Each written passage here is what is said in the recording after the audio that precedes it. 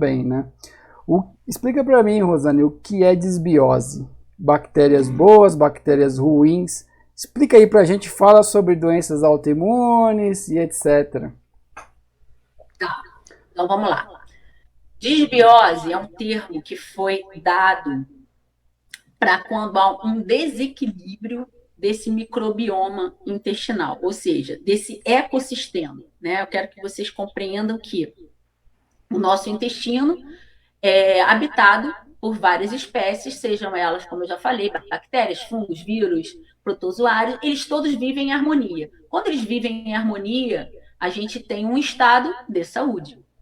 Quando esse ecossistema ele é desequilibrado, ou seja, alguma espécie aumenta em termos de proporção a outras, há um desequilíbrio. E esse desequilíbrio promove esse aparecimento, né, ou a incidência maior dessas doenças crônicas. Né? Então, a esse desequilíbrio a gente chama de disbiose intestinal. A gente pode ter disbiose, ou seja, um desequilíbrio desses ecossistemas, não só no intestino. A gente pode ter desequilíbrio desse ecossistema nos seios da face, a gente tem sinusite. A gente pode ter esse desequilíbrio, nós mulheres, na região vaginal, e aí a gente pode ter o quê? Candidíase de repetição. A gente pode ter no sistema urinário, a gente tem o quê? Infecção urinária de repetição. Então, todos esses e alguns outros, né? Alguns outros desequilíbrios, né? Eles proporcionam o aparecimento, geralmente, de alguma doença, tá? Com relação ao sistema imunológico, é uma coisa um pouco mais complexa, né? Então, vamos lá, vou tentar explicar a relação da disbiose com o aparecimento de doenças autoimunes. Vamos lá tentar explicar um pouquinho para o pessoal o que é, né, uma doença autoimune. Então, assim, a gente tem mais de 70 doenças autoimunes descritas aí na literatura, tá? Umas mais brandas, outras mais agressivas, né? A gente, geralmente, as doenças autoimunes, elas têm um caráter hereditário, tá? Então, porém, ponto e vírgula, nem todas as pessoas que carregam o gene, elas podem desencadear a doença autoimune. Por quê? Porque, graças a Deus, depois dessa descoberta do genoma, né, a gente pôde descobrir que fatores ambientais é que vão levar a você ligar ou desligar um gene. Tá? Então, ficou-se acordado que aproximadamente entre 15% a 25% da hereditariedade pode desencadear a doença. Porém, entre mais ou menos 75% vem de fatores ambientais. O que são fatores ambientais? Né? São os gatilhos. Estresse excessivo, uso de medicamentos, processos de má digestão. Vamos lá, medicamentos, quer que eu fale, Cláudio? Fala aí. Fanta. Né? Medicamentos, uso crônico. Vamos lá, uso crônico de antibióticos, inibidores da bomba de prótons. O que são inibidores da bomba de prótons? Omeprazol. Omeprazol e sua classe. Né? Pantoprazol, esomeprazol. Então, uso crônico desses medicamentos, anti-inflamatórios, todos esses medicamentos causam disbiose. Claro que tomados a longo prazo. Antibiótico sempre, tá? Essa classe dos prazóis, quando você toma por um tempo maior que 6 a 8 semanas, você também desencadeia disbiose, tá? E os anti-inflamatórios, a mesma coisa por diminuírem o processo inflamatório. Então, vamos falar das doenças autoimunes a princípio. O que é uma doença autoimune? É quando o nosso sistema imunológico, aquele sistema que vai tentar nos defender, ele começa a nos atacar. Ele ataca, qualquer coisa me atrapalha, tá? Me interrompe, quer dizer, tá? Não, tá porque ótimo, continua. Então, assim, o nosso sistema imunológico, que é, né, liberado para nos defender, ele começa a nos atacar. Aí meus pacientes me perguntam assim, Rosane, como que isso pode acontecer? Um sistema que é para nos ajudar, né, nos combater infecções, por que ele começa a nos agredir? Uma explicação muito simples é a seguinte: existe uma coisa chamada mimetismo celular. O que é isso?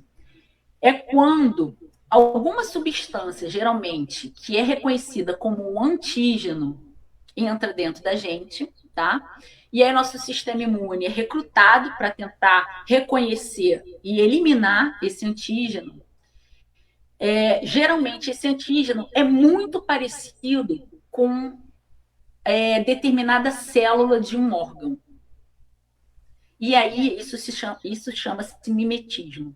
Então, como a composição molecular desse antígeno é muito parecida com a composição molecular da nossa célula, ele vai lá, o sistema imunológico vai lá e tenta agredir ou eliminar. Vamos dar um exemplo, tá? Um exemplo que eu gosto muito de dar, porque eu trato muitas pessoas com doenças autoimunes e principalmente tireoidite Hashimoto. O que é tireoidite Hashimoto?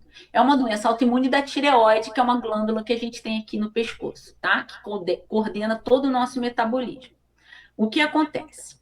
Vamos lá. A gente tem uma proteína chamada glúten, que está onde? Nos farináceos, farinha de trigo, centeio, cevada. O glúten é uma proteína muito parecida com uma enzima que a gente tem na tireoide, chamada tireoperoxidase, fica na membrana celular da tireoide. Quando você já tem uma predisposição a desenvolver essa doença autoimune, ou quando você teve um gatilho para o desenvolvimento dela, que pode ser o quê? Disbiose, é um gatilho para você desenvolver doença autoimune, ou leaky gut, tá? Quando você tem essa situação, e essa proteína, ao invés dela ter sido totalmente digerida, ela não foi reconhecida, seu sistema imune tentou eliminar. Só que como ela é muito parecida com a tireoperoxidase, o que faz? O sistema imune grita lá para o sistema imune que está lá na tireoide e fala assim, caramba, olha aqui, está aqui o glúten. E aí vai olhar, é parecido, vamos atacar. Caraca, ele grita, ataca, vamos pegar, e aí pega vamos lá. Pegar. E aí vai achar que a tireoperoxidase que está na sua tireoide é igual glúten. Vai lá e ataca, e aí mata essa célula. Quando mata essa célula da tireoide, o que a tireoide faz? Ela produz hormônios. Quanto mais você se expõe àquele antígeno, mais morte da sua glândula. Entendeu? E assim com as outras doenças autoimunes. Diabetes do tipo 2, por exemplo. Diabetes do tipo 2. Exatamente. Tem relação com desbiose também? Totalmente. Na verdade, a desbiose, ela tem relação com todas as doenças crônicas. Tá? E a diabetes tipo 2, ela é uma doença crônica, né? Então, o que acontece? Esse processo inflamatório intestinal vai gerar uma síntese diferenciada tanto de insulina, né? Vai gerar uma produção menor do que a gente fala dos ácidos graxos de cadeia curta, que são assim o alimento para esse microbioma intestinal, né?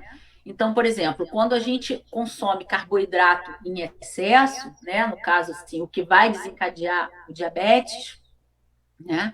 Quando a gente come, esse carboidrato ele vai ser altamente fermentado. E essa fermentação, ela causa inflamação. E essa inflamação é que vai gerar o quê? Recrutamento do sistema imunológico. E aí essa inflamação vai gerar citocinas inflamatórias. E gerando citocinas inflamatórias, a gente tem um quadro de doença. Então, a gente causa resistência insulínica. Probiótico